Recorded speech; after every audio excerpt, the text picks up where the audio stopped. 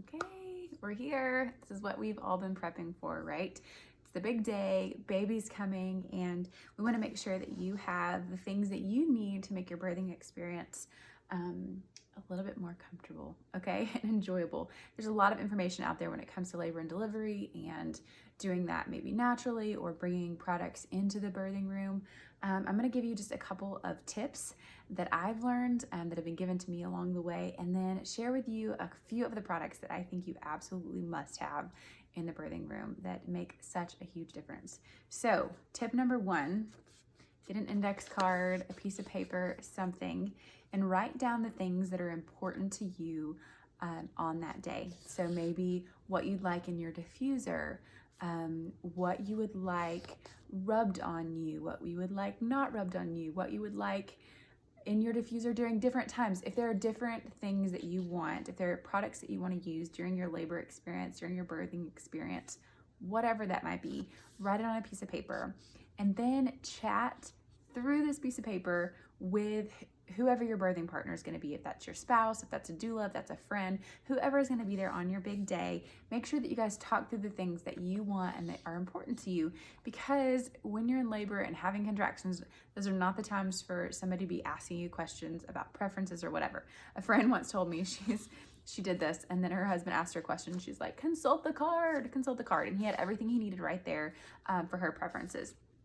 Your preferences might change during labor, right? That's okay. But when you have a starting place, that's really helpful for the person who is helping you through that birthing experience.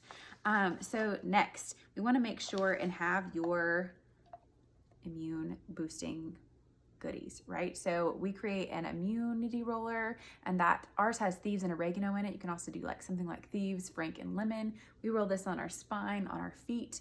A hospital isn't the cleanest place, and so I like to make sure that everybody is staying healthy. So use your immunity roller, take your thieves hand sanitizer, your thieves spray, and you can wipe down surfaces and make sure that everybody stays clean. I love having a cute little bag like this with all my goodies in it. And you can put your card in there, you've got your goodies, and then you can just toss that into your hospital bag, okay?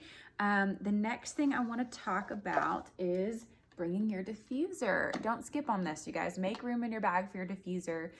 That was one thing that was so nice, just to set the mood in the room, really calm down my environment. And so I wrote in my card what I wanted in my diffuser. We chose to use Peace and Calming. It's a really, really lovely and gentle blend. And just a couple drops is all you need. 2 or 3 drops in a room. You don't want to overwhelm the room. And every nurse, every doctor that came in just talked about how wonderful it smelled in there and just how calm it felt in our labor and delivery room.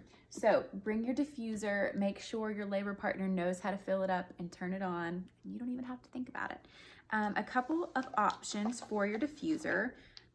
Maybe you bring a couple of options, maybe you smell some things and just decide what really works for you. But we love Peace and Calming. Lavender is a great choice. Frankincense is a great choice. And Valor is also another really good choice. Valor is my personal labor partner. I'm going to recommend to you that you don't actually put any oils directly on you. Something that you love now, you might get into labor and decide that you don't love the smell of that anymore. And so it's a lot easier to just like put this on a cotton ball or a washcloth or on someone else, and you smell it from someone else, and then to be able to get that away from you than it is if you were to put that oil on your skin. It's a lot harder to get the smell off if it doesn't jive with your body in that moment. So use something like a washcloth, pack some cotton balls, cotton rounds, something like that. I actually had my husband put this on his wrist, and then when I wanted it, I was able to pull it close to me, and then when I was done, I could put it away. So that's a big tip. Don't really put oils on you because you may not like them later. Another one we like to bring is peppermint. And again, we use this as the washcloth technique. So if you're having some nausea or really spikes of like hot flashes almost, some women get really, really warm during labor, you can put this on a washcloth and put it over your neck, or if you're having some nausea, you can smell that. And it can really help ease a queasy tummy. So we love bringing that one. Let's see, what else do I have in my bag? Oh, another thing, during labor, I always get really, really dry, chapped lips. So I make sure and bring chapstick.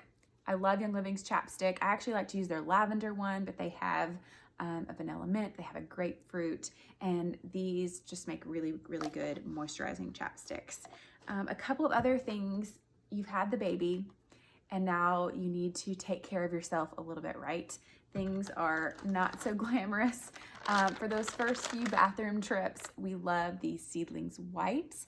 Even if you are, maybe you're laboring for a really long time and you're not able to get in the shower or clean up or whatever that might be, the Seedling wipes can be really nice to just clean up all the areas.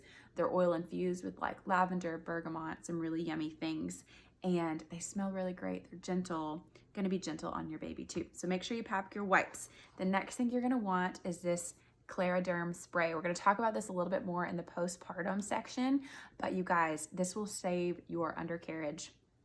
Really get this before you have baby and start using it for 1 to 2 months before to help really prevent things like tearing and stuff like that. But it's so good after too. So soothing immediately. Use it immediately. After the very first trip to the bathroom, you want to use your Clariderm. The next thing that I want to recommend is having the rose ointment. Rose ointment is just a really great balmy, oil-infused, moisturizing ointment that is so good caring for your chest area after you have baby and you've started nursing, if you choose to nurse.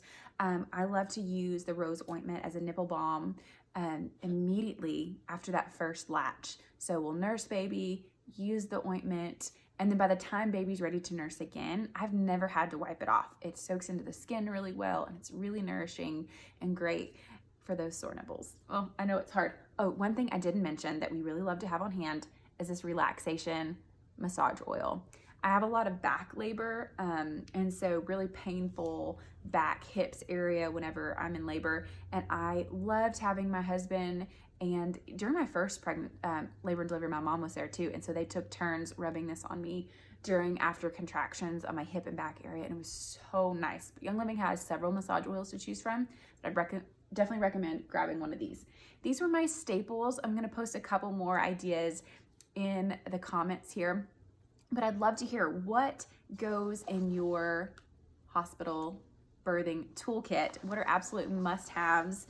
What kind of questions do you guys have? And if you are about to give birth to a little one, congratulations, you can do it. And I know that these products and these goodies will really help make that birthing experience more enjoyable and help you feel more comfortable afterwards.